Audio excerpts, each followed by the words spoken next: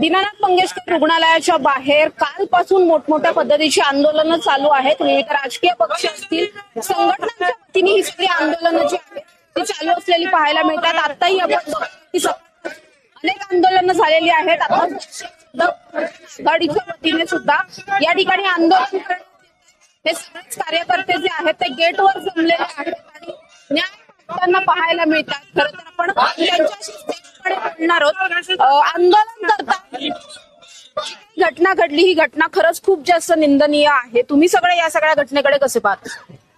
ही मानवतेला काळिमा फासणारी घटना घडलेली आहे. खरं तर या घटनेच्या निमित्तानं शासनाने एक गोष्ट लक्षात घेतली पाहिजे. ही एक घडलेली जी घटना आहे त्या घटनेच्या निमित्तानं संपूर्ण महाराष्ट्रातील जे सगळे धर्मादाय हॉस्पिटल आहेत ते सगळे हॉस्पिटल हे अशाच पद्धतीने व्यवहार करतात. शासनाकडून कवडीमोल भावाने जमीन घेतात, लाईट घेतात, पाणी घेतात आणि करामध्ये सुद्धा सवलत घेतात. परंतु आपल्याला जाणवत असेल की महाराष्ट्रामध्ये सगळे हॉस्पिटल त्या धर्मादाय या नियमाची पायमल्ली करून सर्रासपणे ते धंदा करत आहेत.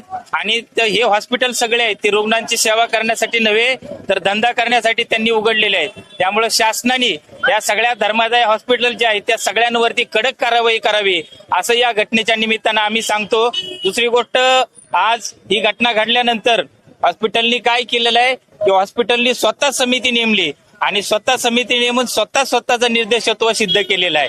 हे खरं तर अत्यंत चुकीची घटना आहे. या घटनेबद्दल आम्हाला म्हणावं लागतं की चोर चोरी केल्यानंतर कसा म्हणतो, तो कधीच म्हणणार नाही की मी चोरी केलेली आहे, तर चोर म्हणतो की मी चोरी केलेली नाही. तर अशा प्रकारची ही घटना आहे आणि सर्व संबंधितांवरती कडक कारवाई करावी असं आज आम्ही आंदोलनाच्या निमित्तानं मागणी करीत आहोत. ही सगळी घटना घडली, भाजप आमदाराच्या पियाची पत्नी होती त्यामुळे उघडकीस तरी आली, पण अशा अनेक घटनांच्या उघडकीस सुद्धा येत नाही. अनेक गरीब आहेत जे पुढे बोलू शकत नाही किंवा आजच्या या घटनांची झालेली नाही. आता अनेक हॉस्पिटलचा असा प्रॉब्लेम आहे की कोविड सारखं संकट या जगावर येऊन गेलं त्यावेळेस देखील ह्या हॉस्पिटलमध्ये आणि इतर हॉस्पिटलमध्ये जोपर्यंत पेशंट 1 लाख रुपये डिपॉझिट करत नाही तोपर्यंत त्याला बेड अवेलेबल त्या ठिकाणी होत नव्हते. अशा पद्धतीने कोविड सारख्या पॅनिक सिच्युएशन मध्ये सुद्धा हे पैशाला त्या ठिकाणी महत्व देत होते आणि आज त्या आमच्या भगिनीमुळे ही गोष्ट आज जगासमोर आलेली आहे. या हरामखोरांचा या ठिकाणी आम्ही जाहीर निषेध करतो आणि या ठिकाणी मी माझा शर्ट आणि सगळे कपडे काढून त्यांचा या ठिकाणी मी जाहीर निषेध करतोय. नक्कीच ही सगळी घटना घडल्याच्या नंतर आता आपण बघतोय की या सगळ्यामध्ये अनामत रक्कम आम्ही घेणार नाही असं आज त्यांनी परिपत्रक काढलेलं आहे. मात्र त्यासाठी जीव जावा लागला, त्याच्यानंतर त्यांना ही सगळी जाग आलेली पाहतो. वास्तविक आता आज जो घेतलेला निर्णय आहे हे उशिरा सुचलेलं शानपण आहे. आज एका भगिनीचा जीव गेलेला आहे. त्यांनी 2 जुळ्या मुलींना जन्म दिला आणि त्या माऊलीचा मृत्यू झालेला आहे. याला जबाबदारी प्रशासन आहे.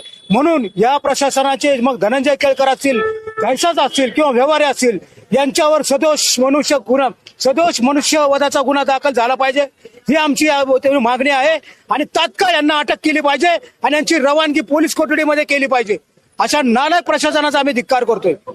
नक्कीच आपण बघतोय की या ठिकाणी या आंदोलकांनी स्वतःचे खरं तर शर्ट काढून अर्धनग्न होऊन निषेध व्यक्त करताना हे सगळे आंदोलक पाहायला मिळतात.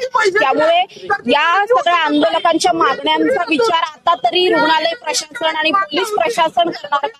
या सगळ्यामध्ये जे दोषी आहेत दोषींवरती गुन्हे दाखल होणार का, त्यांचं निलंबन होणार का, अटक होणार का, हे सगळं पाहणं महत्वाचं असणार आहे. कॅमेरा पर्सन निलेश, समृद्धी जाधव, टॉप न्यूज मराठी, पुणे.